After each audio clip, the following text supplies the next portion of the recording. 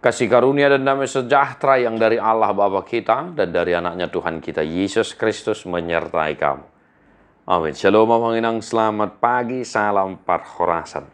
Horas-horas mamanginang ate, di dia pihamu maringanan, tetong mah martang yang pangodianon, unang lupa madok moliah te, huhuk mamuji de batang, jada tatangi hop mahatana tuhita.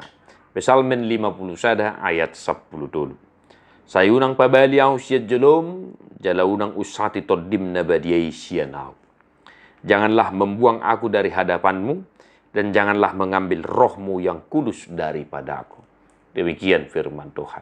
Bapak saudara-saudara, kiranya permohonan yang sama kita haturkan kepada Tuhan dalam doa-doa kita satu hari ini. Kiranya kita meminta supaya Tuhan jangan berpaling dari kita. Supaya Tuhan jangan mengambil rohnya yang kudus daripada kita.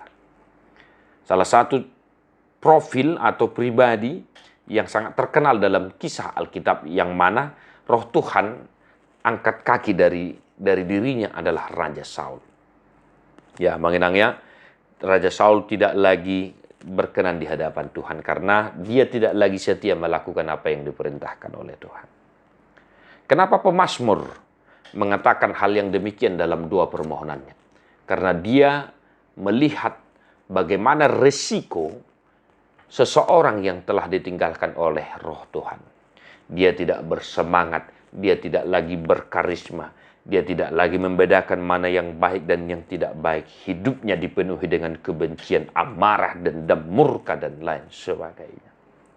Bapak Ibu saudara-saudara, kiranya firman hari ini senantiasa menjadi pedoman bagi kita dalam aktivitas kita. Kiranya, ya amanginang, kiranya roh Tuhan itu jangan sampai angkat kaki dari kita. Oleh karena itu apa yang harus kita lakukan dalam kehidupan kita amanginang? Kita tetap setia melakukan apa yang dikehendaki oleh Tuhan dalam hidup kita. Sebagaimana contoh tadi yang sudah saya sampaikan, kita jangan seperti Raja Saul yang tidak lagi setia kepada Tuhan dan tidak lagi melakukan apa yang dikehendaki oleh Tuhan sehingga Tuhan tidak berkenan kepadanya dan akhirnya roh Tuhan angkat kaki dari hidupnya. Bapak saudara-saudara dimanapun kita berada, biarlah roh Tuhan itu satu hari ini yang menuntunmu, mengajarimu, dan memotivasi, menguatkanmu untuk melakukan apa yang dikehendaki oleh Tuhan, untuk melakukan apa yang benar di mata Tuhan. Salam sukacita manginang, tangyang nami totong ma todini repata, namian di perdalanan ni ngulumuna.